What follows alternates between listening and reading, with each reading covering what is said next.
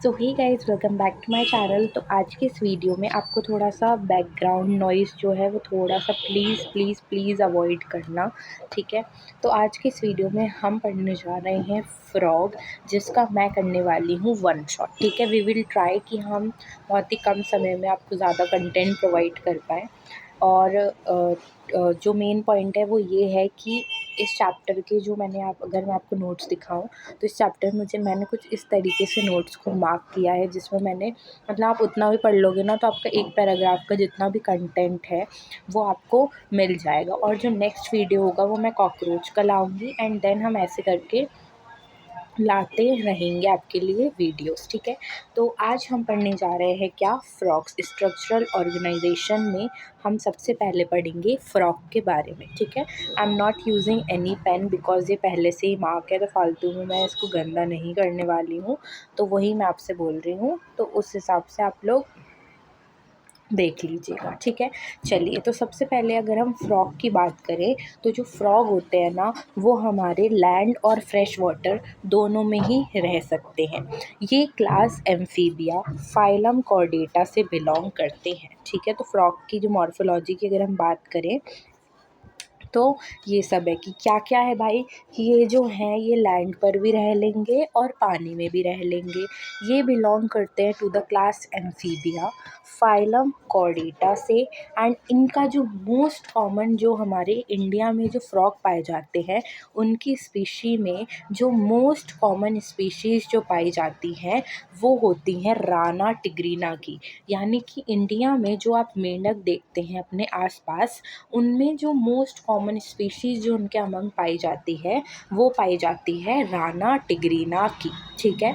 हमारे जो नन्हे मुन्ने से फ्रॉग होते हैं, कुछ बड़े भी होते हैं, बट जो हमारे नन्हे मुन्ने से फ्रॉग होते हैं ना, उनका कांस्टेंट बॉडी टेम्परेचर नहीं होता। यानी कि सर्दी आई, गर्मी आई या फिर ठंड आई, उसमें वो लोग जो है अपने बॉडी टेम्परेचर को वो जैसे जिस फेज़ में था उस फेज़ में वो मेंटेन नहीं कर पाते। इसका मतलब ये है कि अगर टेम्परेचर वेरी करा तो जो उनकी बॉडी का टेम्परेचर होगा वो भी वेरी करता रहेगा, ठीक है। ऐसे एनिमल्स को हम बोलते हैं क्या, पोइकिलोथर्मस। तो फ्रॉग जो होते हैं वो कैसे होते हैं, पोइकिलोथर्मस होते हैं, ठीक है। कोल्ड ब्लडेड एनिमल्स होते हैं, यानी कि the one which could not maintain their temperature, body constant body temperature, उन्हें हम क्या कहते हैं। ये ऊपर की नोटिफिकेशन आप बिल्कुल वो करना, हटाना, ठीक है, बाहर में जान देना।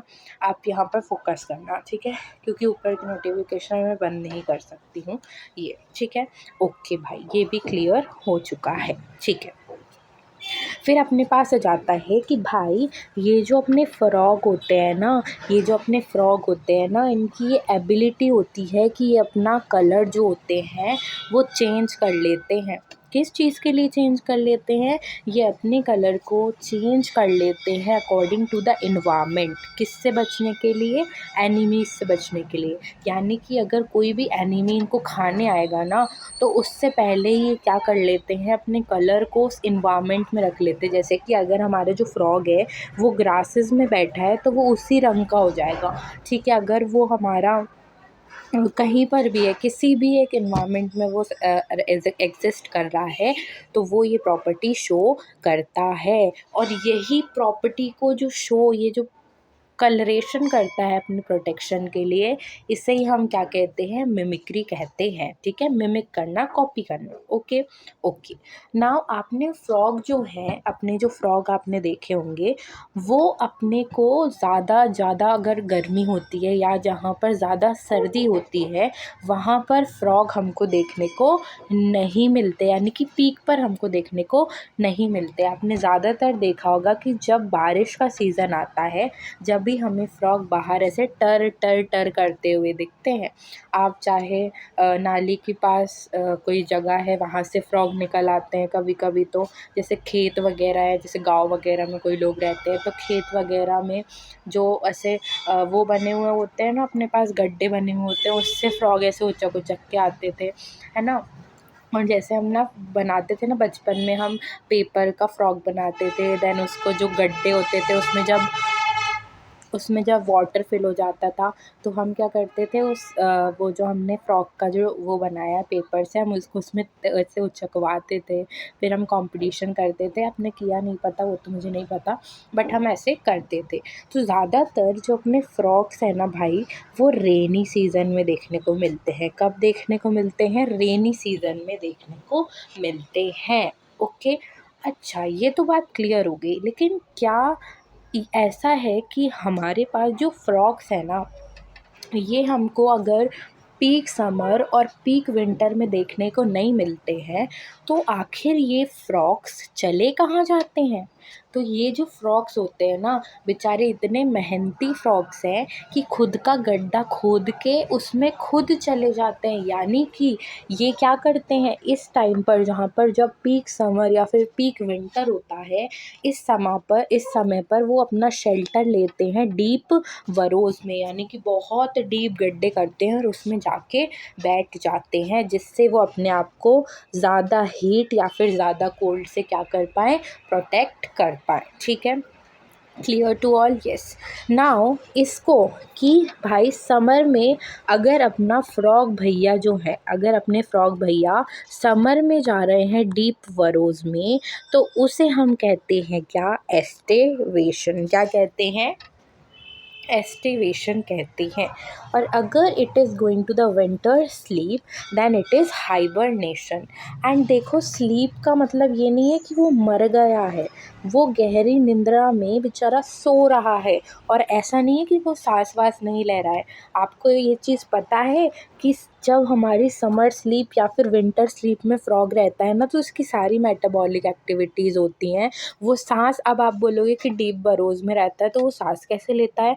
तो वो जो श्वास है, यानी कि सांस जो है, वो अपनी स्किन से लेता है, उसकी स्किन से लेता है through the process called as diffusion. Diffusion से वो सांस लेता है, ऐसे नहीं मरा पड़ा रहता है। ठीक है, एंड फिर जैसे ही रेन आती है, ठीक है, उसको होश आता है, अरे वाह रेन आ गई, अब तो मैं बाहर उचकूँगा।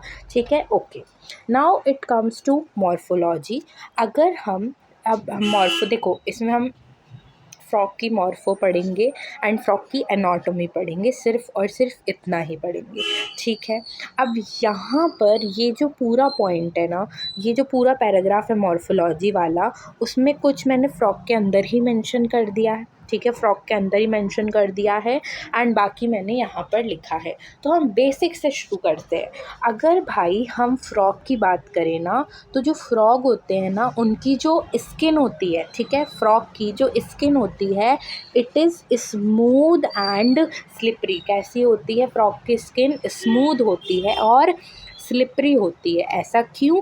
क्योंकि इनकी जो स्किन है वहाँ पर म्यूकस ग्लैंड प्रेजेंट होता है, विच इज़ हाईली वास्क्युलराइज्ड। अब ये पॉइंट आप पहली बार सुनेंगे, लेकिन मैं आपको ये बताना चाहती हूँ कि ये वाला जो म्यूकस वाला पॉइंट है, क्योंकि मैं ये वाले वन शॉट बहुत ही अच्छे लाई हूँ, तो ये जो म्यूकस वाला पॉइंट है कि इनका म्यूकस, आप कैसे कह रहे हो कि इनका म्यूकस ऐसा है वैसा है, तो यहाँ पर देखिए कि राना टिग्रीना जो कि कॉमन फ्रॉग जो कि इंडिया में पाया जाता है, उसकी जो बॉडी होती है वो स्किन से कवर्ड होती है, जो कि कैसी होती है? जो कि स्लिपरी होती है, स्मूथ होती है, क्योंकि यहाँ पर म्यूकस ग्लैंड्स प्रेजेंट रहते हैं स्किन पर, जो कि कैसे होते हैं? हाईली वास्कुलराइज्ड होते हैं, जिसकी वजह से वो रेस्पिरेशन सब कुछ कर पाता है। ठीक है, इसलिए जब आप फ्रॉक को छूते हैं तो जो उसकी बॉडी होती है वो चिपचिपी होती है। तो यहाँ से ये जिसको भी देखना है वो 11th वाले स्टूडेंट्स भी देख सकते हैं, बिकॉज मैं इसको डिटेल में समझा रही हूँ। दूसरा, ये नीट वाले भी देख सकते हैं एंड जो ड्रॉपर हैं वो भी देख सकते हैं, 11th एंड 12th। ठीक है, सब देख सकते हैं, क्योंकि I am just going to the detail. क्योंकि इस बार समरी से क्वेश्चन आ गया था, तो मैंने पूरी समरी कैसे निचोड़ करके जो मेन पॉइंट्स है उसमें मैं आपको वो बता रही हूँ। ठीक है, तो कहीं अगर गलती से उसका दिमाग खिसक गया NTA का, तो अगर उसने पूछ लिया बोलिएगा कि ये जो म्यूकस ग्लैंड जो फ्रॉग के अंदर प्रेजेंट रहता है वो कैसा होता है, तो आपको आंसर देना है कैसा होता है, हाईली वास्कुलराइज्ड होता है। तो इन पॉइंट्स का आपको ध्यान रखना पड़ेगा, क्योंकि किसी ने नहीं सोचा था ना कि समरी से क्वेश्चन आ जाएगा। अब जो समरी से हमको एनसीईआरटी जो पढ़ रहे हैं उससे अलग हमें समरी में अगर कोई भी पॉइंट मिला तो ऑब्वियसली हम रिस्क नहीं लेना चाहते हैं हमारे, क्योंकि 5 नंबर जाएंगे, 4 नहीं 4 + 1 नंबर जाएंगे, तो उसका हम रिस्क नहीं ले सकते, इसलिए हम हर चीज़ को कवर कर रहे हैं। ठीक है, ओके। नाउ अगर हम फ्रॉग की बात करें तो जो हमारे जो फ्रॉग होते हैं ना, उनकी बॉडी, फ्रॉग की जो बॉडी होती है, it is divided into head and trunk. Head and trunk, oh my god I have written गलत। फ्रॉग की बॉडी, यस सही तो लिखा है, मैं डर गई, मुझे ट्रंक वो सुन पागल हो गई। चलो, तो जो फ्रॉग की जो बॉडी होती है ना वो डिवाइडेड होती है इनटू हेड एंड ट्रंक, यानी कि इसके पास हमारे जैसा इतना बड़ा गला नहीं होता है गाइस, इसके पास जो नेक और जो टेल होती है ना वो एब्सेंट होती है। Very very very very very important. And अगर मैं आपसे पूछूं, अगर आपको थोड़ा सा भी एनिमल किंगडम का याद हो, तो एनिमल किंगडम में हमें बहुत आवाज़ हो रही है। एनिमल किंगडम में, एक मिनट, हाँ, एनिमल किंगडम में हम एक एक्सेप्शन पढ़ते हैं जिसमें क्लास एम्फीबिया के अंदर हमें नॉर्मली पता है कि उनके पास नेक एंड टेल नहीं होता, लेकिन एक ऐसा एक्सेप्शन है जिसके पास टेल होती है। यस, जल्दी बताइए, इक्तियोफेस। ठीक है, जिसको याद ना हो उसके लिए भी हम वन शॉट लाएंगे, उसकी टेंशन नहीं लो, लेकिन उसको याद कर लो। ठीक है, ओके। तो फ्रॉग की body is divided into head and trunk region, no neck and tail is present. ठीक है, नेक और टेल इसके पास नहीं होती है। ठीक है, अगर हम ईयर की बात करें तो यहाँ पर कोई एक्सटर्नल ईयर नहीं होता, जैसे हमारे कान दिखते हैं ना बाहर से, इनके नहीं दिखते। अगर इनके दिखने लगे तो हम फ्रॉग भले ही छोटा हो चाहे बड़ा हो, हम उसके पास भी नहीं जाएंगे, हमारी फट जाएगी। ठीक है, इसलिए इनके जो कान होते हैं, इनके पास इंटरनल ईयर्स के साथ साथ क्या होते हैं, एक मेम्ब्रेनस सा स्ट्रक्चर होता है जिसको हम कहते हैं टिम्पैनम। क्या कहते हैं इसे हम? टिम्पैनम कहते हैं। तो आइए यहाँ से पढ़ते हैं कि अपने पास, यहाँ पढ़ते हैं पहले कि जो फ्रॉग की जो बॉडी है, it is divided into this and that, ये मैंने आपको बता दिया।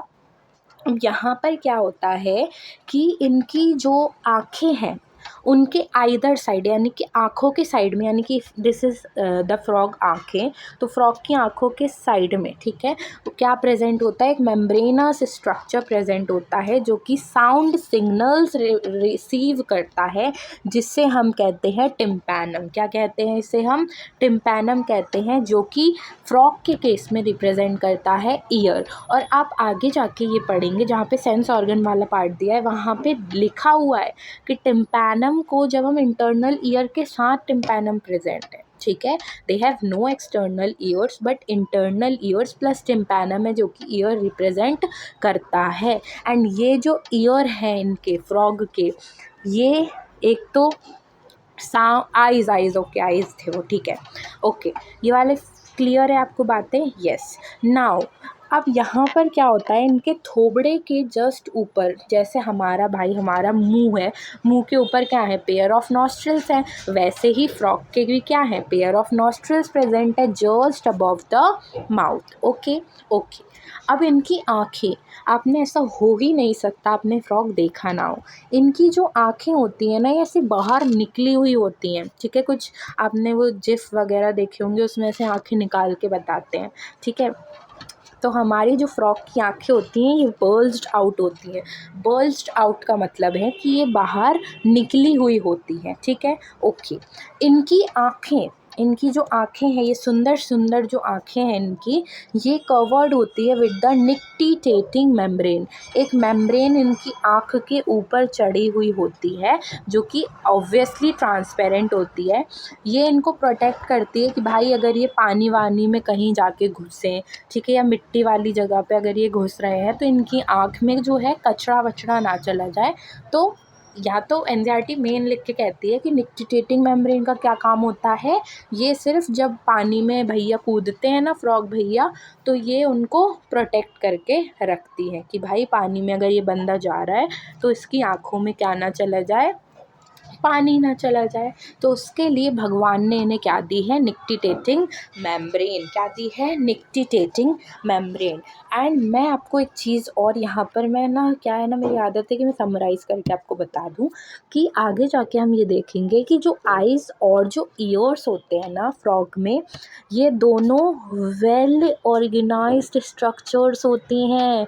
कैसे होते हैं, वेल ऑर्गेनाइज्ड स्ट्रक्चर्स होते हैं। यानी कि ये अपने पास पूरे जैसे अपने होते हैं ना, वैसे ही इनके पास भी होते हैं। वेल ऑर्गेनाइज्ड का मतलब है कि भाई लूज सेल एग्रीगेट्स नहीं है, यानी कि सेल्स जो हैं वो आपस में ऐसे हल्के फुल्के पूरे ना, ऐसे बहुत सारे सेल्स जो हैं वो आपस में मिल के आइज़ नहीं बना रहे हैं, ठीक है। इनकी वेल प्रॉपर आइज़ है, ठीक है, प्रॉपर जैसे हमारी होती है ना वैसी, ठीक है। और दूसरा जो आइज़ होती हैं, एक तो ये विज़न में भी काम कर रही हैं कि भाई फ्रॉग को आँखों से ही तो दिखेगा, अब कहीं और से तो वो देखेगा नहीं, है ना, थोड़ी तो अक्ल आपको भी चलानी पड़ेगी।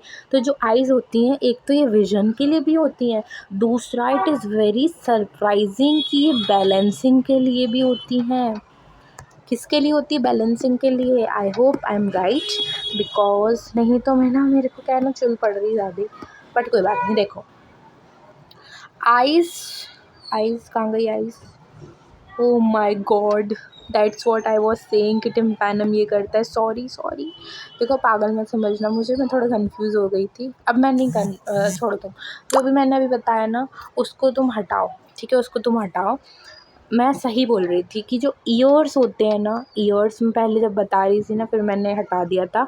ईयर्स जो होते हैं वो एक तो अपने साउंड के लिए भी होते हैं, दूसरा ये बैलेंसिंग ऑर्गन भी ऑर्गन की तरह भी बिहेव करते हैं, ठीक है। आइस का गलत बता दिया, मुझे माफ़ करना प्लीज़, ठीक है। थोड़ा सा गलती हो जाती है, पहली बार इतनी शिद्दत से वीडियो रिकॉर्ड हो रहा है, हमेशा जो है 10 मिनट की रिकॉर्ड होके वो कैंसिल हो जाती थी। पहली बार इतना चल गया ना, तो मेरी आदत उतनी है नहीं अभी, बट आप चिंता मत करना, बिल्कुल अच्छे से पढ़ा रही हूँ, ठीक है। ओके, हमें ये भी क्लियर हो गया, ठीक है। तो एक बार समराइज़ कर लेते हैं सो दैट अगर किसी को भी कन्फ्यूजन हो गया है तो आई एम सो सॉरी, मैं उसके कन्फ्यूजन को दूर करती हूँ, ठीक है। सबसे पहले हमने पढ़ा कि जो फ्रॉग होते हैं, फ्रॉग की देखो, अगर आप ये लोग ये सोच रहे हैं ना कि क्या इतने छोटे से इतने ईजी चैप्टर में दिमाग लगा रहे हो, कुछ भी नहीं होने वाले, ये तो हम ऐसे ही कर लेंगे वैसे ही कर लेंगे, तो सबसे ज़्यादा इसी चीज़ के वजह से सिलेक्शन नहीं होते कि हम ये कर लेंगे वो कर लेंगे। आप कद्दू कर पाएंगे, कुछ नहीं कर पाएंगे जब तक आपको वही तो बात है ना, बायो में सबको ओवर वो है, या तो मैं ओवर एक्साइटमेंट कहूँ या तो मैं ओवर कॉन्फिडेंस कहूँ, बायो में सबको यही है। आपको चाहे वो चैप्टर इजी लगे, चाहे वो चैप्टर कितना भी छोटा हो, वो चैप्टर चाहे 2 पेज का हो, चाहे वो 1 पेज का हो, उसे आपको रोज़ रिवाइज़ करना चाहिए। रिवाइजिंग एंड प्रैक्टिसिंग बहुत अच्छा होता है, ये करते हैं तभी आपके नंबर आते हैं, ठीक है। नाउ यू आर थिंकिंग कि आप फ्रॉग में इतना दम नहीं लगाना चाहिए, कोई ये ऐसा चैप्टर नहीं है हवा वाला कि हमको याद ही नहीं होगा एंड ऑल।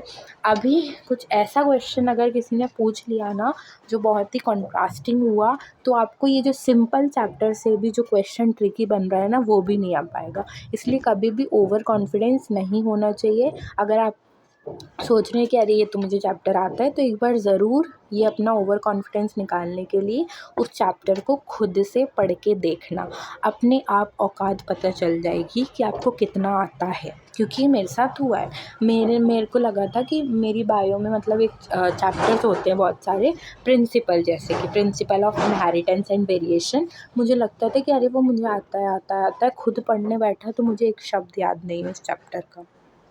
तो इसलिए कभी भी ओवर कॉन्फिडेंस नहीं होना चाहिए, ठीक है। हर छोटे से छोटा चैप्टर, हर बड़े से बड़े चैप्टर को यू शुड रिवाइज़ इट इतना टाइम जितना मतलब कि जब तक आप पूरी तरीके से आपको एनसीईआरटी छप ना जाए ना आपके माइंड में, तब तक आप रीड करते रहा करो, ठीक है।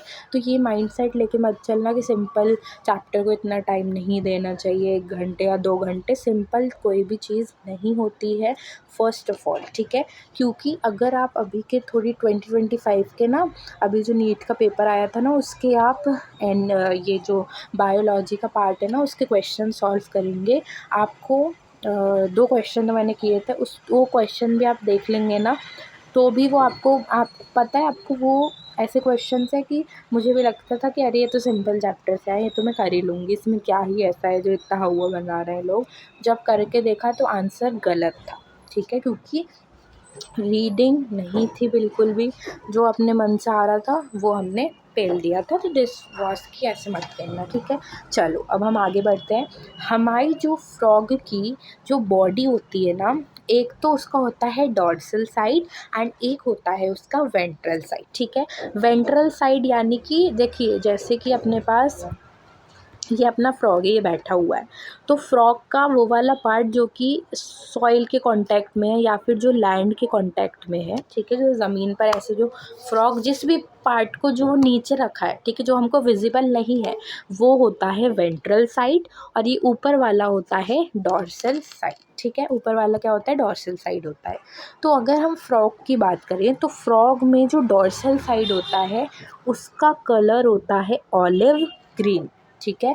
ऑलिव ग्रीन होता है जिसमें डार्क इर्रेगुलर स्पॉट्स होते हैं, यानी कि जो ऊपर वाला सरफेस जो कि आपको विजिबल होता है उस पर आप देखेंगे कि इसका कलर कैसा होता है, ऑलिव ग्रीन होता है।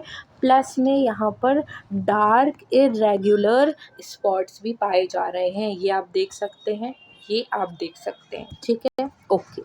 वेंट्रल साइड की अगर हम बात करें तो वेंट्रल साइड में पेल येलो यूनिफॉर्मली फैला हुआ है, ठीक है। जब आप फ्रॉक का डाइसेक्शन करेंगे ना, फ्रॉक आप उल्टा करके काटेंगे तो उल्टे में आप देखेंगे ना पूरा पीला कलर है उसका, पेल येलो टाइप, ठीक है, कुछ इस तरीके का जो बनाया हुआ है वैसा। अब मेन बात, फ्रॉग जो हैं वो कभी भी पानी नहीं पीते हैं, दे नेवर ड्रिंक वाटर। अरे बाप रे, अगर ये पानी नहीं पीते तो फिर ये लोग ज़िंदा कैसे रहते हैं? तो भाई फ्रॉग कभी पानी नहीं पीता, वो अपनी स्किन से पानी को एब्ज़ॉर्ब करता है, ठीक है, ओके। ये वाली लाइन भी इम्पॉर्टेंट है, तो मैंने यहीं मेंशन कर दी थी, यहाँ पे मैंने अंडरलाइन वगैरह नहीं करा है, ठीक है, ओके। ये वाला पार्ट कंप्लीट है। अब देखो, हमारे पास फ्रॉग के 2 हाथ होते हैं, एक होता है फोर लिम्स, एक होता है हैंड लिम्स, ठीक है। जो आगे आपको दिखते हैं ना ये छोटू छोटू से, ये अपने हैं 4 लिम्स, ठीक है। और जो पीछे इतने बड़े बड़े मोटे हट्टे कट्टे मस्क्यूलर से जो आपको देखने को मिल रहा है ना, लार्जर एंड मस्क्यूलर, ये अपने होते हैं हैंड लिम्स, ठीक है, ओके। 4 लिम्स, 4 से समझ में आ रहा है इनके पास 4 डिजिट्स होती हैं, ठीक है। 4 डिजिट का मतलब है कि 4 फिंगर्स होती है इनके पास, ठीक है, ओके।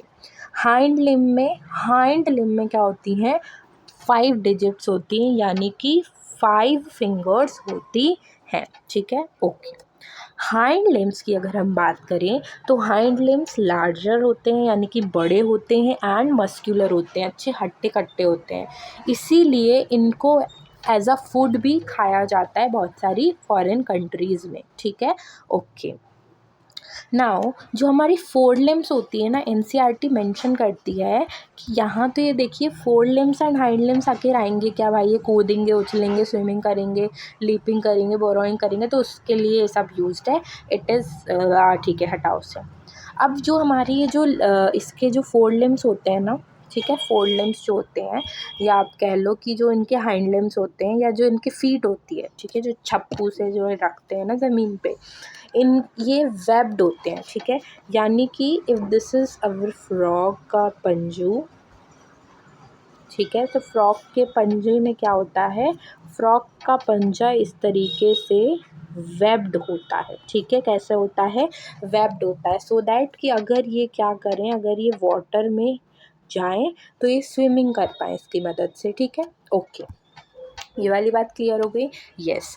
अब हमारे पास क्या होता है कि हमारे जो फ्रॉग होते हैं ना, इनमें इनमें सेक्सुअल डाइमॉर्फिज्म देखा जाता है। फ्रॉग में क्या देखा जाता है?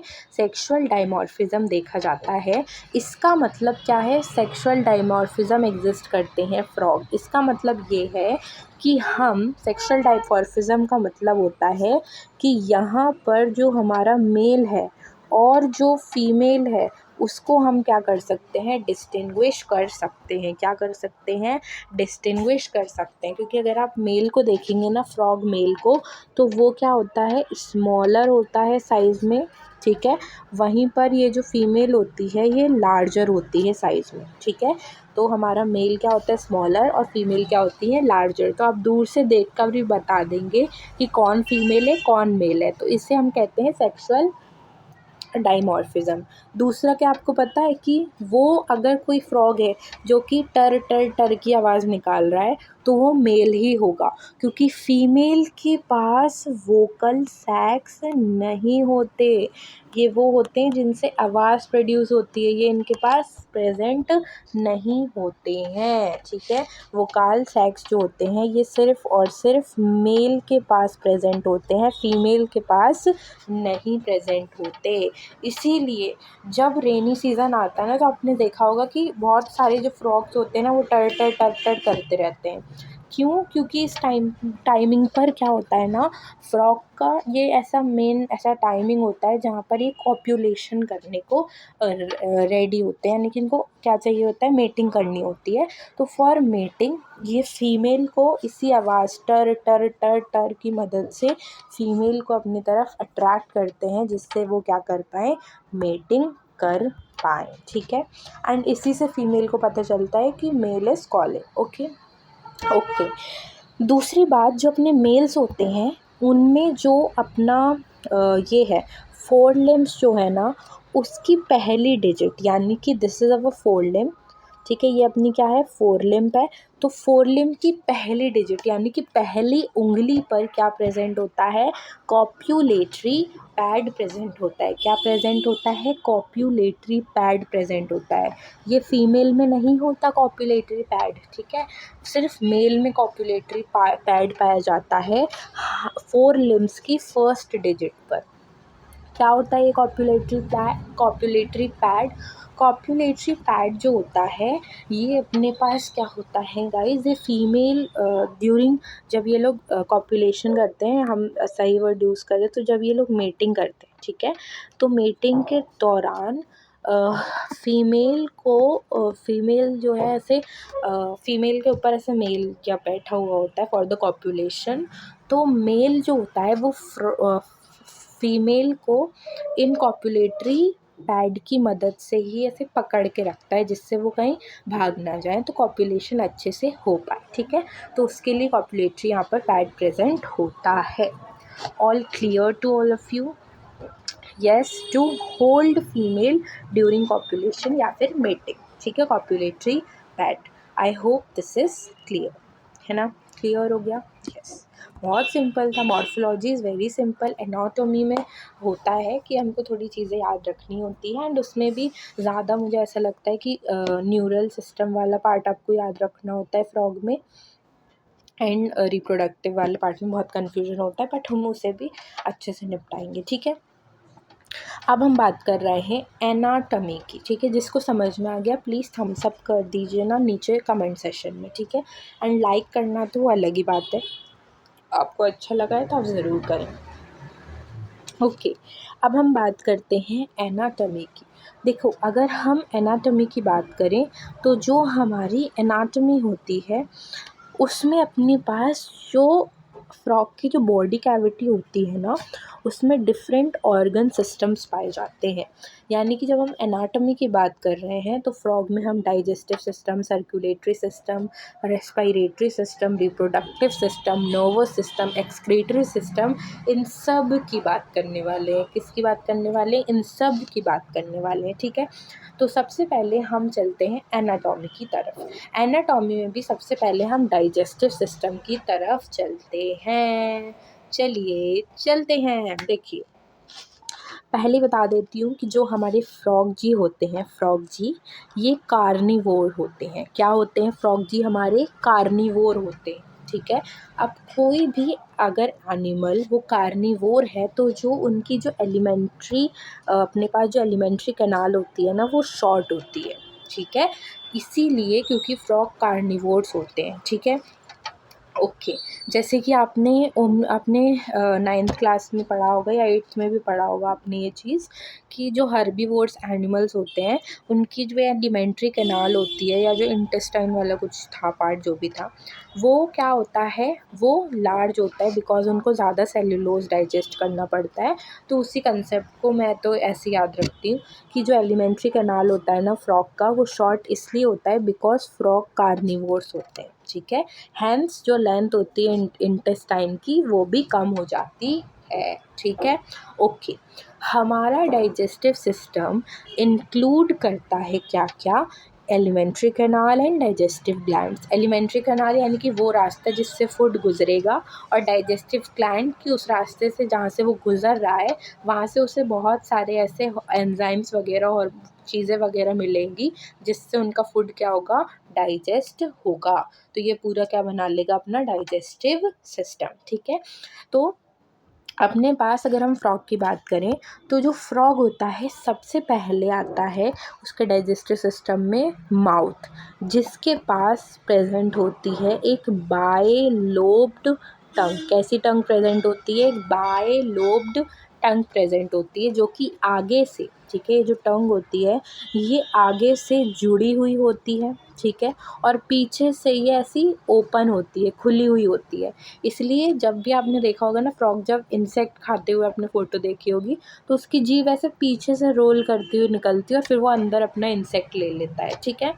तो अपने पास क्या होता है, माउथ होता है सबसे पहले, ठीक है, जिसमें बाइलोब्ड टंग पाई जाती है जिससे वो फूड जो होता है चाहे वो इंसेक्ट हो चाहे वो कुछ भी हो उसको वो जीभा से वो अपने मुख के अंदर लेते हैं। ये जो मुख होता है ये ओपन हो जाता है इनटू द बकल कैविटी, जबड़ा वाला पार्ट पे वो ओपन हो जाता है, ठीक है। जिससे फिर आता है अपने पास फेरेंस, ठीक है। जैसे हमारे अंदर फेरेंस है वैसे ही उनके अंदर है। फेरेंस से ईसोफेगस, ठीक है, फेरेंस से क्या आएगा, ईसोफेगस यानी कि फूड पाइप आएगा। फूड पाइप से फिर स्टोमक में खुलेगा, ठीक है, किस में खुलेगा जाके, वो स्टोमक में खुलेगा। ओपन्स इनटू ईसोफेगस जो कि एक शॉर्ट ट्यूब होता है वो ओपन करेगा स्टोमक में, फिर वो जाएगा इंटेस्टाइन में, इंटेस्टाइन से रैक्टम, रैक्टम से finally it will open outside by the cloaca. हमारे अंदर जैसे कि हमारे अंदर एंडिंग में क्या होता है, यूरेथ्रा वगैरह और चीज़ें एक्सेट्रा एनस वगैरह प्रेजेंट होती हैं, इनमें क्लोएका प्रेजेंट होती है जिससे वो जो भी अपना चाहे वो अपना एक्सक्रीटरी वेस्ट हो या फिर वो यूरिन वगैरह हो वो सब इस कॉमन ओपनिंग से ही पास करते हैं, ठीक है। आप किसी में कॉमन बोलूँ किसी में कुछ, तो क्लोएका से वो टट्टी सुसु स्पर्म्स जो हैं वो सब यहाँ से निकालते हैं, ठीक है। तो सबसे पहले आता है फ्रॉग का थोबड़ा, थोबड़े के बाद आता है बकल कैविटी, फेरेंस, फिर ईसोफेगस, शॉर्ट ट्यूब, फिर स्टोमक, स्टोमक में फिर इंटेस्टाइन जिसके 3 पार्ट्स होते हैं, ड्यूडेनम, इलियम एंड कोलॉन, ठीक है, फिर रेक्टम। तो यहाँ पे क्या होता है, ड्यूडेनियम फर्स्ट पार्ट ऑफ इंटेस्टाइन जो होता है वो होता है ड्यूडेनियम जिसको कहते हैं, अभी हम पढ़ेंगे। फिर रेक्टम, फिर क्लोएका, फिर क्लोइकल अपर्चर यानी कि वो अपर्चर जिससे फिर वो पास करेगा, ठीक है। ओके। ये जो क्लोएका होता है ना एक स्मॉल चेम्बर होता है जो कि अपने अंदर से यूरिन हो गया, ठीक है, और सारी जो एक्सेट्रा चीज़ें होती हैं उसको पास आउट करता है बाहर, ठीक है। मूत्र हो गया, मल हो गया या जो भी आप कह लीजिए वो, ठीक है। तो ये आखिर ये प्रोसेस होता कैसे है, देखो क्या होता है कि माउथ में जो प्रेजेंट अपनी बाइलोब टंग है वो सबसे पहले मान लो फॉर एग्जांपल इंसेक्ट को अपने अंदर लेती है, ठीक है। वो जाता है बकल कैविटी में, बकल कैविटी से फेरेंस, फेरेंस से ईसोफेगस।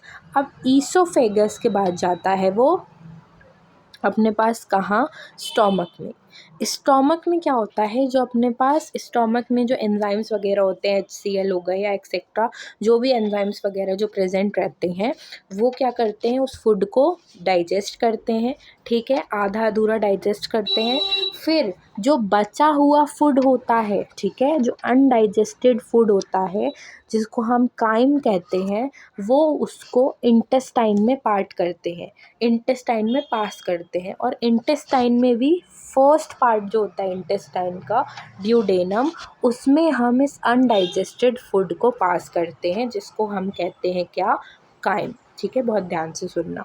ओके, देन ये मूव करता है रेक्टम की तरफ। एंड बहुत इम्पॉर्टेंट बात ये है कि अपना जो इंटेस्टाइन में जो डाइजेशन होता है वो फाइनल डाइजेशन होता है, यानी कि पक्का वाला डाइजेशन जो है ना वो इंटेस्टाइन में ही होगा। फिर तो बाद में वो अनडाइजेस्टेड वेस्ट है वो बाहर निकल जाएगा। इंटेस्टाइन में कैसे होता है कि स्टोमक से जो अनडाइजेस्टेड वेस्ट, जिसको हमने कहा काइम, उसको हम पास करते हैं कहाँ पर, उसको हम पास करते हैं फर्स्ट पार्ट ऑफ इंटेस्टाइन, जिसको हम कह रहे हैं क्या, जिसको हम कह रहे हैं ड्यूडेनियम। क्या कह रहे हैं इसे हम, ड्यूडेनियम। ओके ओके ठीक है, तो ड्यूडेनियम में ये पास करते हैं। फिर जो हमारा इंटेस्टाइन होता है ना, इसके पास विलाई एंड माइक्रोविलाई प्रेजेंट होते हैं। क्या प्रेजेंट होते हैं, विलाई एंड माइक्रोविलाई प्रेजेंट होते हैं, जो कि जो ये बचा हुआ फूड होता है इसमें से भी अगर कुछ ना कुछ इम्पॉर्टेंट चीज़ है जो कि फ्रॉग को काम आ सकती है, उसको ये अब्जॉर्ब करता है। एंड फिर जो गंदा, जो अनडाइजेस्टेड और सॉलिड जो वेस्ट बचा हुआ होता है, गंदगी जिसको आपको, जो कोई काम का नहीं है, वो इंटेस्टाइन से जाती है रेक्टम की तरफ। रेक्टम क्या करता है, उस अनडाइजेस्टेड सॉलिड वेस्ट को, ध्यान से सुनना, रेक्टम क्या करता है, उस अनडाइजेस्टेड सॉलिड वेस्ट को पास ऑन कर देता है क्लोएका की तरफ। ठीक है, स्टोर करके रखता है, लेकिन जब उसको नीड आती है तो वो क्लोएका के थ्रू, क्लोएकल अपर्चर के थ्रू क्या कर देता है, उसको बाहर फेंक देता है। अब इस प्रोसेस के दौरान और भी तो उसके पास ऑर्गन है, जैसे कि लिवर है, पैनक्रियाज है। तो जैसा केस हमारे अंदर चलता है ना, वैसे ही इनके अंदर है कि यहाँ पर क्या होता है ना, कि जो अपना लिवर होता है, जैसे ही अपना जो फूड होता है ना, ध्यान से सुनिएगा, यहाँ पे अपन यहाँ से पढ़ के अपन अच्छे से पढ़ेंगे। और एक मिनट, यहाँ पे देखो कि यहाँ पे क्या होता है, फूड जो है बाइलोग टंग ने कैप्चर किया, डाइजेशन हुआ फूड का by HCl and gastric juices, जो कि वॉल्स ऑफ स्टमक सिक्रीट करती हैं। ठीक है, उससे क्या होता है, जो पार्शियली डाइजेस्टेड फूड होता है, बच्चा कुचा जो फूड होता है, जिसको हम काइम कहते हैं, उसको पास कर दिया जाता है first part of small intestine, जिसको हम कहते हैं ड्यूडेनियम। अब ये जो ड्यूडेनियम है, ठीक है, ध्यान से सुनो, ये ड्यूडेनियम बोलता है कि भाई तुम क्या नल्ले रहोगे लिवर और पैनक्रिया, तुम भी कुछ काम करो। ठीक है, तो ये बोलता है ठीक है हम भी काम कर देते हैं।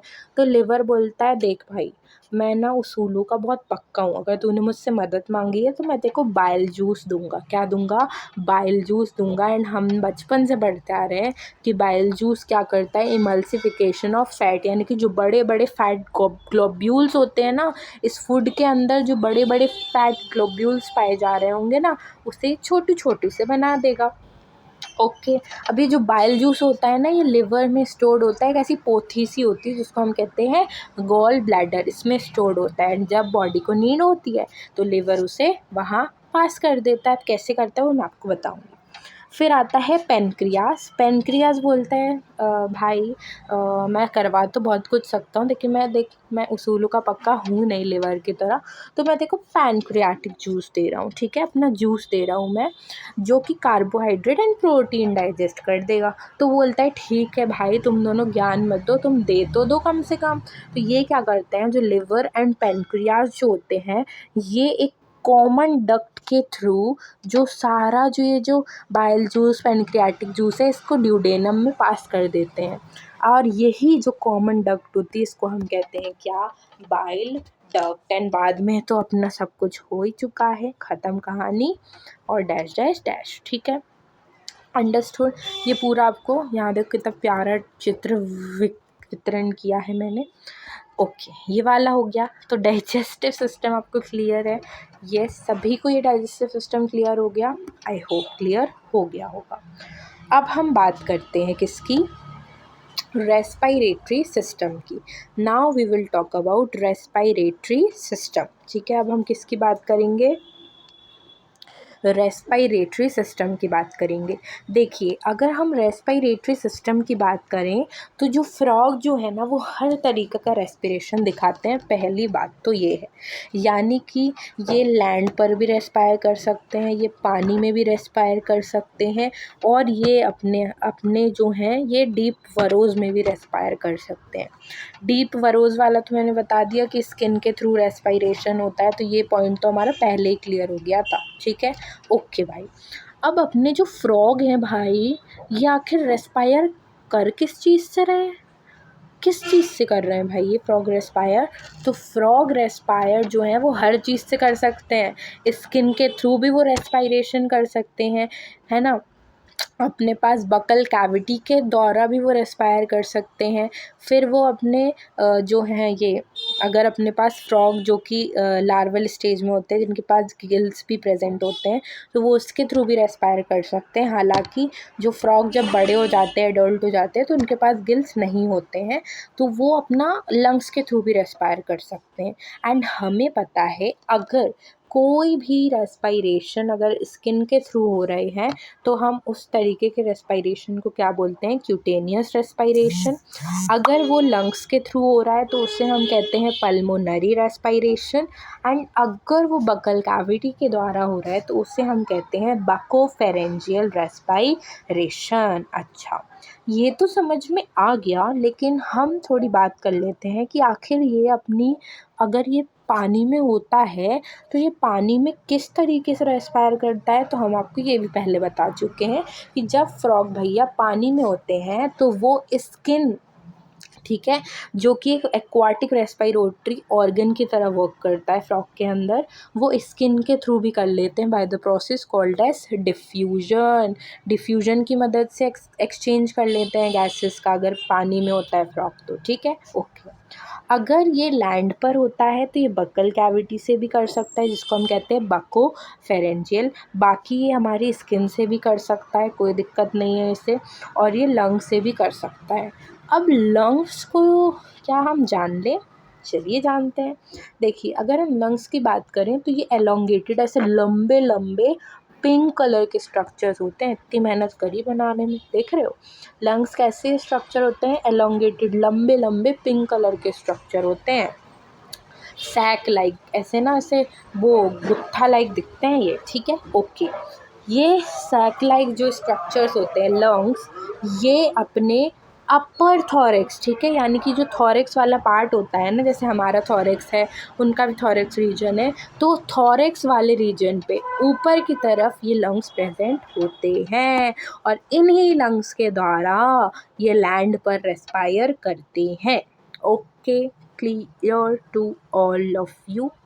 ठीक है, बकल कैविटी से कैसे होता है भाई? देखो, उन्होंने सांस ली नॉस्ट्रिल से, वो गई बकल कैविटी में, तो डायरेक्टली बकल कैविटी से भी कर लेगा। इफ उससे बोल रहा है कि अरे यार आज मेरा मन नहीं है, मेरे को ना लंग्स को थोड़ा सा शांति देना है, बकल तू काम कर, तो वो बकल कैविटी से एक्सचेंज करेगा। नो इश्यूज, उसको कोई मतलब नहीं है, वो हर तरीके से एक्सचेंज क्या कर सकता है, गैसेस का एक्सचेंज कर सकता है। And this was a small topic जो कि था रेस्पायरेशन, जो कि हमने बहुत अच्छे से आई होप कंप्लीट कर दिया होगा। ठीक है, अब हम चलेंगे किसके बस, अब हम चलेंगे इसके बस, बहुत छोटू सा बच्चा है अभी अपना पार्ट। चलिए, अब हम पढ़ते हैं किसके बारे में, अब हम पढ़ते हैं हमारे वास्कुलर सिस्टम के बारे में। ये देखिए, वास्कुलर सिस्टम जो होता है वो क्लोज्ड टाइप सिस्टम होता है। ठीक है, क्लोज्ड वास्कुलर सिस्टम। ठीक है, ओके। मतलब कि क्लोज वास्कुलर सिस्टम का मतलब क्या है कि भाई यहाँ पे जो ये लोग क्या करेंगे ना, कि यहाँ पर जो ब्लड वगैरह होगा, जो इनका हार्ट वगैरह है, वो सब प्रेजेंट है। इनके जो ऑर्गन्स है वो नहा नहीं रहे हैं ब्लड में भाई, सब कुछ इनका वेल ऑर्गेनाइज्ड है।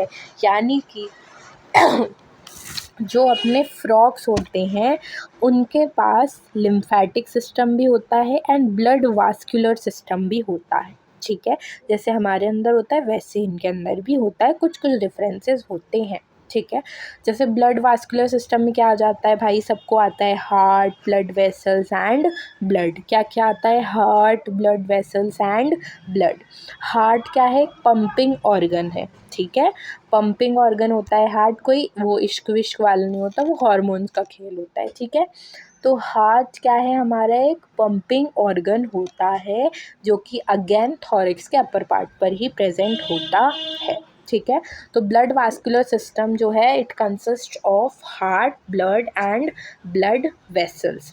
यहाँ पर जो हार्ट होता है ना, फ्रॉग्स के केस में ये 3 चेम्बर्ड हार्ट होता है, यानी कि 3 चेम्बर होते हैं सिर्फ इनके पास। एक होता है राइट एट्रियम, एक होता है लेफ्ट एट्रियम और एक होता है वेंट्रिकल्स। एक क्या होता है, right atrium, left atrium and ventricle, ठीक है। आप इस पूरे पार्ट को मत पढ़ना, पूरा पार्ट कुछ यहाँ लिखा हुआ है, कुछ यहाँ लिखा हुआ है, मैं सब बताऊँगी, चलिए, ठीक है। तो यहाँ पर जो हार्ट होता है वो 3 चेम्बर्ड होते हैं, यानी कि 3 चेम्बर्ड पाए जाते हैं इनमें, 2 एट्रिया और एक वेंट्रिकल, ठीक है, 2 एट्रिया एंड एक वेंट्रिकल। हार्ट जैसे कि हमारे हार्ट के ऊपर कुछ कवरिंग होती है पेरिकार्डियम जिसको हम कहते हैं, वैसे ही फ्रॉग के हार्ट के ऊपर भी कवरिंग होती है, ठीक है, ओके। दिक्कत ये आती है ना कि भाई अपने में तो क्या होता है, O2 ब्लड अलग, CO2 ब्लड अलग जा रहा है, कोई में मिक्सिंग ब्लड नहीं होती। लेकिन यार बेचारे, ये बेचारे किस्मत हारे, बेचारों के पास ना क्या होता है, एक ही वेंट्रिकल है, तो उसमें जाके क्या हो जाती है, मिक्सिंग हो जाती है ब्लड की। लेकिन भगवान बहुत दयालु हैं, इनने कुछ ऐसे स्पेशल सिस्टम्स इनको दिए हैं जिसके थ्रू इनका ब्लड जो होता है ना वो प्यूरिफाई होके बॉडी के पास भी पहुंचता है एंड फिर वो बाहर भी निकल जाता है वेस्ट के तौर पर, ठीक है। तो बस ये समझाना है कि यहाँ पर राइट एट्रियम है, लेफ्ट एट्रियम है, यहाँ से क्या होगा, यहाँ से जो लंग्स होंगे वो O2 रिच ब्लड यहाँ पर लेफ्ट एट्रियम को दे देंगे एंड फिर यहाँ पर जो बॉडी पार्ट से जो CO2 रिच एयर होगी वो कहाँ जाएगी, अपनी राइट एट्रियम में जाएगी। अब यहाँ दिक्कत आ जाती है भाई, यहाँ पर क्या होता है ना, यहाँ पर पढ़ो कि जो हार्ट होता है it is a muscular structure, ठीक है, ठीक है, ओके। यहाँ पर क्या होता है, हमारा जो ये चीज़ें होती हैं ना, यहाँ पर अपने पास, यहाँ देखेंगे अगर आप, तो एक मिनट, ऑर्डर ना कैंसिल हो जाए इसलिए थोड़ा देखना पड़ रहा है मुझे। हाँ, तो यहाँ क्या होता है कि यहाँ पर हमें देखो, नॉर्मली जो हमें कंसेप्ट पता है वो ये है कि ऑक्सीजनेटेड ब्लड लंग से आएगा तो वो वेंट्रिकल्स में जाएगा, फिर वेंट्रिकल्स जो होंगे वो उस ऑक्सीजनेटेड ब्लड को कहाँ पहुँचाएंगे, बॉडी पार्ट्स में। लेकिन यहाँ पर क्या होते हैं ना, कुछ स्ट्रक्चर्स पाए जाते हैं फ्रॉग के केस में। फ्रॉग के केस में जो आर्टरीज जो कि ब्लड लेके जाती हैं बॉडी पार्ट्स में, उसके पहले क्या प्रेजेंट होता है, कोनस आर्टरियोरस प्रेजेंट होता है। ये जो कोनस आर्टरियोरस है ना, ये कहाँ प्रेजेंट होता है भाई, ये प्रेजेंट होता है वेंट्रल साइड पे, यानी कि वेंट्रिकल के सामने की तरफ हमारा कोनस आर्टरियोरस प्रेजेंट होता है। फिर वो आर्टरीज जाती हैं उसके थ्रू ब्लड को लेके बॉडी पार्ट्स तक, ठीक है। फिर बॉडी पार्ट्स से वो जाता है, ये क्या होता है, जो कोनस आर्टरियोरस होता है ना, ये कुछ नहीं भाई, आप ये ना, ये एक अलग से स्ट्रक्चर इनके पास प्रेजेंट होता है, ठीक है। वेंट्रिकल जो होता है वो ओपन होता है into a sac like structure जिसको हम कोनस आर्टरियोरस कहते हैं, जो कि वेंट्रल साइड पर प्रेजेंट होता है उसके, ठीक है। फिर ये कहा जाएगा जो ब्लड है, फिर वो कहाँ जाएगा, अपने पास सारे बॉडी पार्ट्स में जाएगा आर्टरीज के थ्रू। फिर वेन्स जो हैं ब्लड को कनेक्ट करेंगे different parts of the body से हार्ट की तरफ ले जाएंगी एंड वीनस सिस्टम बनाएंगी। लेकिन फिर उसे एक चीज़ मिल जाएगी जो कि हार्ट की डॉर्सल साइड पीछे की तरफ प्रेजेंट होगा, एक ट्रायंगुलर स्ट्रक्चर जिसको हम कहते हैं साइनस विनोसस से होके जाएंगी, ठीक है। इनका बस आपको लोकेशन याद करना है, वो बहुत इम्पॉर्टेंट है, ठीक है, ओके। अब यहाँ पर क्या होता है, मिक्सिंग ऑफ ब्लड को प्रिवेंट करने के लिए आप कह सकते हो इनके पास कुछ ऐसे स्पेशल वीनस कनेक्शंस प्रेजेंट होते हैं, ठीक है, जिसमें मिक्सिंग ऑफ ब्लड को हम रोक पाएँ। तो वो सिस्टम्स होते हैं पोर्टल सिस्टम्स, जैसे कि hepatic portal system and renal portal system. ये हमसे कहता है कि भाई hepatic portal system, renal portal system क्या कहता है कि यहाँ पर लिवर, इंटेस्टाइन होगा, यानी कि लिवर से अपना जो हार्ट है, हार्ट से जो ब्लड है वो पहले लिवर में जाएगा, फिर लिवर से इंटेस्टाइन में जाएगा एंड फिर वापस यही प्रोसेस चलेगा। तो यहाँ से प्यूरिफिकेशन लिवर कर देगा, ठीक है। दूसरा होता है लिवर, हेपाटिक का मतलब ही होता है लिवर। रीनल पोर्टल सिस्टम में क्या होता है, रीनल पोर्टल सिस्टम में हार्ट से जो ब्लड है वो डायरेक्टली बॉडी की तरफ नहीं जाता है, वो किडनी पे जाता है। किडनी ब्लड को फिल्टर करती है, ऑक्सीजनेटेड बनाती है, मतलब अगर ख़राब है तो गंदा सही कर देती है, गंदा है तो वो उसको सही करके ऑक्सीजनेटेड बना देती है एंड देन वो it gives to the body parts, ठीक है। तो ये दो सिस्टम यहाँ पे स्पेशल वीनस कनेक्शंस इनके पास प्रेजेंट होते हैं, ठीक है।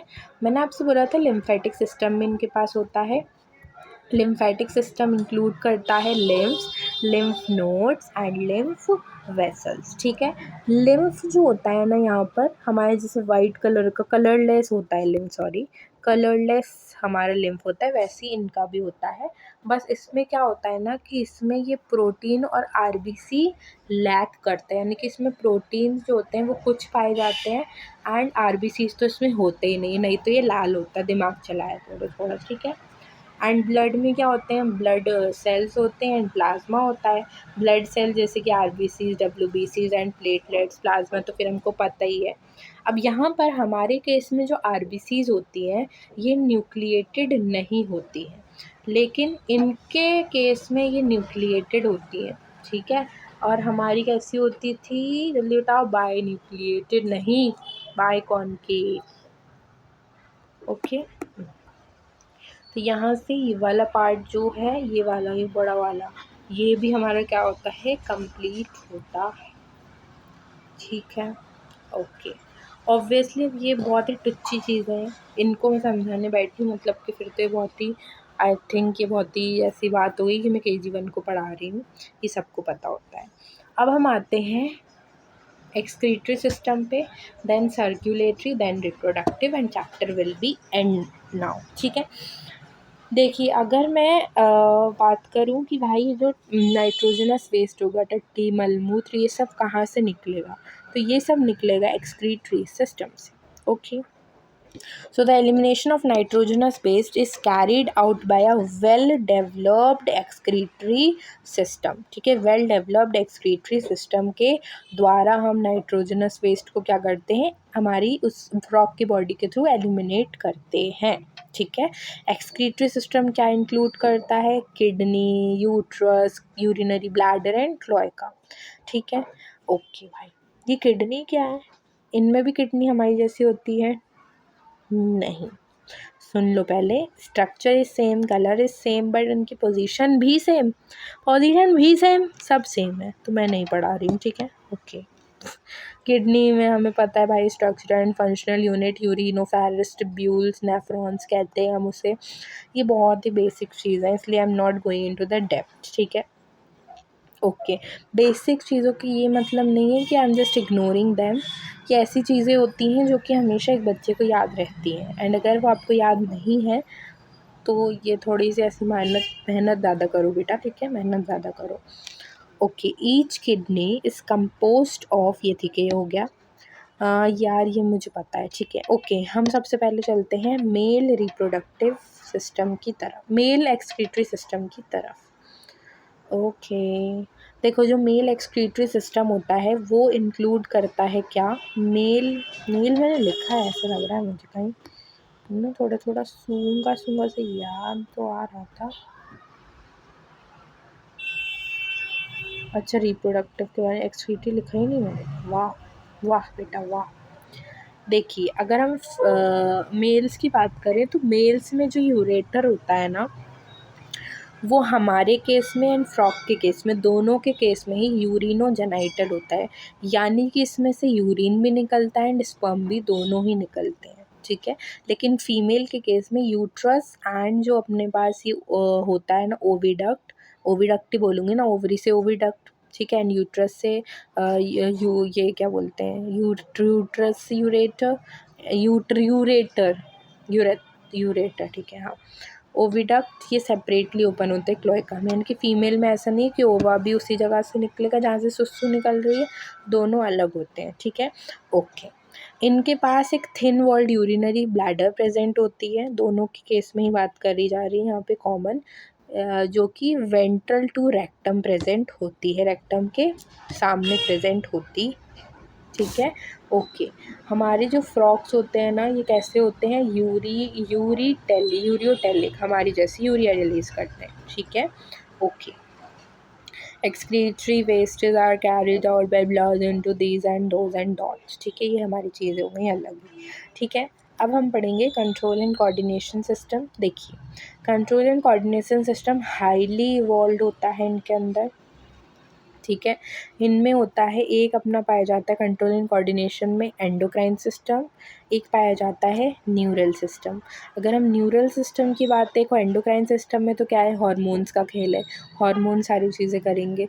न्यूरल सिस्टम में क्या होता है, न्यूरल सिस्टम में हमारे पास आती हैं 3 तरीके के सिस्टम। एक तो होता है CNS, PNS, ANS। इसका मतलब क्या है भाई, इसका मतलब है ये, इसका मतलब होता है कि अपने पास यहाँ पर कहाँ गया, यहाँ पर अपने पास क्या पाई जाती हैं, यहाँ पे एंडोक्राइन ग्लैंड्स के कुछ नाम दिए हैं, ये आपको याद करने पड़ेंगे, उसको मैं रीड करने से कुछ नहीं होने वाला। तो यहाँ पे जो नर्वस सिस्टम होता है, it is organised into central nervous system जिसको हमने कहा CNS, पेरिफेरल नर्वस सिस्टम जिसको हमने कहा PNS, and autonomic nervous system जिसको हमने कहा ANS, ठीक है, ओके। हमारे पास जो सेंट्रल नर्वस सिस्टम होता है ये इंक्लूड करता है क्या, brain and spinal cord. Peripheral nervous system cranial and, ये तो सेम है भाई, अपने जैसे ही सेम है। जो मेन आता है वो आता है ये कि अपने पास, और क्रेनियल नर्व्स और ये जो स्पाइनल नर्व्स होती है ना, ये 10 होती हैं, दोनों ही 10 होती हैं, ठीक है, ओके। यहाँ पर हमारा जो ब्रेन होता है ना वो एक बोनी स्ट्रक्चर में दबा हुआ होता है जिसको हम कहते हैं cranium. Brain is divided into fore brain, mid brain and hind brain, ठीक है। फोर ब्रेन इंक्लूड करता है ऑल फैक्ट्री लोब्स, ठीक है, सेरिब्रल हेमिस्फीयर जो कि पेयर्ड होते हैं, एंड ये वाले जो पॉइंट है ना यही बहुत इम्पॉर्टेंट है नीट के पर्सपेक्टिव में, क्योंकि ऐसे आ जाता है क्वेश्चन कि पेयर्ड नहीं, अनपेयर्ड सेरिब्रल हेमिस्फीयर होता है फोर ब्रेन में, ऑल्फैक्टरी लोब्स होते हैं, पेयर्ड डायसेफ्लॉन होता है, तो ये पूरा स्टेटमेंट गलत हो जाएगा, इसलिए आपको पेयर्ड और अनपेयर्ड पे ऐसे स्टार्मक करना है, बहुत ही ज़्यादा वो वाली बात है ये कि ये याद ही रखनी है आपको, ठीक है, ओके, वाली बात क्लियर हो गई। हाँ, मिड ब्रेन इन्वॉल्व करता है ऑप्टिक लोब्स, हाइंड ब्रेन में आता है मेड्यूला ऑब्लोंगेटा एंड सेरिबेलम, ठीक है, medulla oblongata and cerebellum, okay. Hind, अब यहाँ पर जो मेड्यूला ऑब्लोंगेटा है ना ये फोरेनम मैग्नम एक ऐसा छेद होता है जिससे वो पास करता है, फिर वो वर्ट इस कंटिन्यू होता है into the spinal cord, and spinal cord में क्या होता है, वर्टिकल कॉलम अंदर एनक्लोज होता है, बिल्कुल हमारी तरह सेम है, बस ये वाली चीज़ें आपको याद रखनी है, ठीक है। इनकी PDF मैं नीचे डिस्क्रिप्शन में डाल दूँगी तो आप उससे पढ़ लेना, ठीक है। ये सेंसरी ऑर्गन्स के बारे में अभी मैं बताऊंगी, बट उससे पहले हम ये वाला पार्ट पढ़ लेते हैं, ये इजी है, ये वाला इजी पार्ट है, तो पहले हम ये वाला पार्ट कर लेते हैं, रिप्रोडक्टिव पार्ट, ठीक है। मैं हमेशा इसे लास्ट से पढ़ना बहुत अच्छा समझती हूँ कि जो फ्रॉक्स होते हैं ना, मुझे एक्चुअली कहीं जाना है तो इसलिए मैं जल्दी जल्दी पढ़ा रही हूँ। तो जो फ्रॉक्स होते हैं ना वो बेनिफिशियल होते हैं मैनकाइंड के लिए, यानी कि मैन के लिए, हम मैन मैन मैन यानी कि हम जैसे जो लोग हैं उनके लिए फ्रॉक्स बहुत ही ज़्यादा बेनिफिशियल होते हैं, बिकॉज़ एक तो ये इंसेक्ट्स भी खाते हैं, तो भाई इंसेक्ट्स की मात्रा भी कम हो जाती है, तो वो बायोडाइवर्सिटी मेंटेन रहती है, इकोलॉजिकल बैलेंस मेंटेन रहता है फ्रॉक की वजह से, ठीक है। ये जो होते हैं इनका जो मस्कुलर लेग होता है वो लोगों के द्वारा खाया भी जाता है फॉरेन कंट्रीज़ में, ठीक है। अब देखने मत लग जाना, स्क्रॉल करते रहना नहीं तो ज़िंदगी भर, ठीक है, ओके। तो हम बात करते हैं फीमेल रिप्रोडक्टिव सिस्टम की, यानी यहाँ हम बात कर रहे हैं पूरे तरीके से रिप्रोडक्टिव सिस्टम, ठीक है। फ्रॉग्स के केस में well organised male and female reproductive systems होते हैं। मेल रिप्रोडक्टिव सिस्टम होते हैं वो कंसिस्ट करते हैं pair of testis, vasa efferentia, Bidder's canal, kidney, ureter, urinary bladder and cloaca. यानी कि अगर डायग्राम बहुत इंपॉर्टेंटली देख लेना, ये फ्रॉग में क्या होता है, टेस्टीज होती हैं, ठीक है। टेस्टीज से ये जाता है कहाँ पर, टेस्टीज से जाता है ये वास एफ्रेंशिया। वास एफ्रेंशिया से ये जो आपको बीच में ये ब्लू कलर का जो दिख रहा है, इसको हम कहते हैं क्या, ब्लू कलर, मतलब कि एक कैनाल होती है बिडर्स कैनाल, ठीक है। वहाँ से मतलब बिडर्स कैनाल यहाँ होती है, फिर वो किडनी में जाके खुलती है, ठीक है। फिर किडनी से वो अपना कहाँ जाता है, यूरेटर, यूरेटर से क्लोएका, क्लोएका से क्लोइकल अपर्चर, और यहाँ यूरेटर जब आती है तो यूरिनरी ब्लैडर में सुसु स्टोर्ड होगी, फिर वो क्लोएका में जाएगी एंड इसके थ्रू वो सुसु यानी कि मूत्र जो है वो बाहर निकाल देता है। एंड हमें बताया था हमने पहले भी कि इनका जो यूरेटर होता है इट इज़ यूरिनोजेनाइटर, ठीक है। अब ये टेस्टिस आखिर कहाँ प्रेजेंट होती हैं, तो ये जो टेस्टिस होती है ना, ये किडनी के जस्ट ऊपर प्रेजेंट होती है, ठीक है, अपर पार्ट पर प्रेजेंट होती हैं।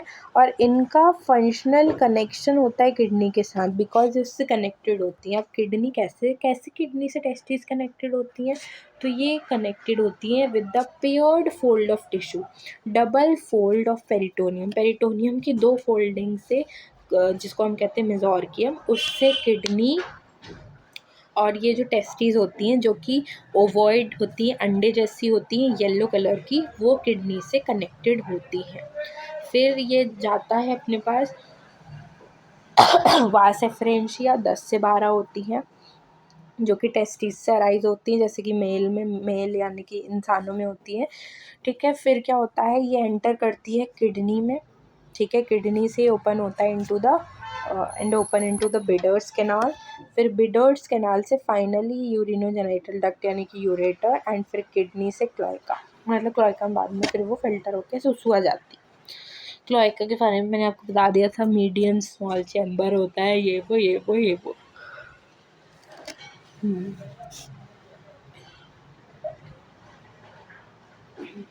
ओके, नाउ हम बात करते हैं फीमेल रिप्रोडक्टिव ऑर्गन की। तो फीमेल रिप्रोडक्टिव जो ऑर्गन होता है ये इंक्लूड करता है ovaries, not testes, ovaries. Ovaries का कोई भी फंक्शनल कनेक्शन नहीं होता किडनी के साथ, ठीक है। ये किडनी के पास प्रेजेंट हो सकती है लेकिन किडनी के ऊपर या उनसे जुड़ी हुई नहीं होती है, ठीक है। ओ पेयर ऑफ ओवरी से आती हैं क्या, ओविडक्ट, ठीक है, जो कि लेके आती हैं ओवा को या फिर जो भी यूरिन वगैरह है, ठीक है। फिर ये जो ओ फ्रॉम द ओवरी, ये जो ओविडक्ट है ये क्लोएका में सेपरेटरी खुलता है, एक रास्ता जहाँ पे ओवा निकल जाते हैं और एक रास्ता जहाँ से अपने जो है मल मूत्र जो होती है वो वहाँ से आती है, तो सेपरेटरी जाके सेपरेटली ये क्लोएका में खुलती है, ठीक है। एक कॉमन रास्ता नहीं होता है ये स्पर्म्स और उसके लिए, ठीक है। ओके, हमारी जो एक मैच्योर फीमेल होती है वो पता है, यहाँ पर जो फ्रॉक्स में जो अपना फर्टिलाइजेशन होता है ना, ये एक्सटर्नल होता है, यानी कि फ्रॉक्स जो होते हैं वो एक्सटर्नली कॉपुलेट वगैरह सारी चीज़ें करते हैं, और वाटर के अंदर क्या करते हैं, ये अपना फर्टिलाइजेशन को ख़त्म करते हैं, मतलब वाटर में ही अंडे रिलीज, जो भी अपने गैमेट्स होते हैं उनको वाटर में ही रिलीज़ करते हैं। वाटर में रिलीज़ नहीं किया तो मतलब कुछ नहीं होगा, वाटर में रिलीज़ करते हैं, उनकी लार्वल स्टेज आती है, मेटामॉर्फोसिस होती है एंड एडल्ट फ्रॉग बनती है। और आप बहरा जाएंगे, इतने सारे अंडे रिलीज़ करती हैं, अराउंड 2500 से 3000 अंडे रिलीज़ करती हैं। देख रहे हो, देख लिया। अब हम आते हैं, जल्दी जल्दी करवाना पड़ रहा है, 10 सेंस ऑर्गन्स पे। तो सेंस ऑर्गन्स में आता है टच, जिसमें आती सेंसरी पैपिले, टेस्ट के लिए टेस्ट बर्ड्स, स्मेल के लिए नेजल एपिथेलियम, विजन के लिए आइज, टिम्पैनम आता है हियरिंग के लिए अलॉन्ग विथ इंटरनल ईयर्स, ठीक है। ये मैंने आपको सब पढ़ा दिया है, सब पढ़ा दिया है, सब पढ़ा दिया है। And this was the one shot. I hope थोड़ा एंडिंग में जल्दी जल्दी हो गया था, लेकिन मैंने अच्छे से थोड़ा कंप्लीट करवाने की कोशिश करी है। ठीक है, आप 10 में से आप कितनी रेटिंग देंगे प्लीज़ इसको कमेंट सेक्शन में ज़रूर बताइएगा, और प्लीज़ इसको लाइक करिएगा, और अगर आपको अच्छा लगा हो तो शेयर ज़रूर करिएगा, जिससे जिन बच्चों को किसी और से समझ में नहीं आता वो शायद वो मेरे वीडियो से समझ में आ जाए। तो this was the video. I hope आपको 1 घंटे में सारे कंसेप्ट क्लियर हो गए होंगे। नहीं भी हुए होंगे ना तो नीचे बेझिझक लिखना, उसके लिए मैं अलग से वीडियो लेके आऊँगी उस कंसेप्ट को आपको समझाने के लिए। जब तक के लिए bye bye, thank you so much. Hello Shiksha को ज़रूर लाइक करें एंड फॉलो करें।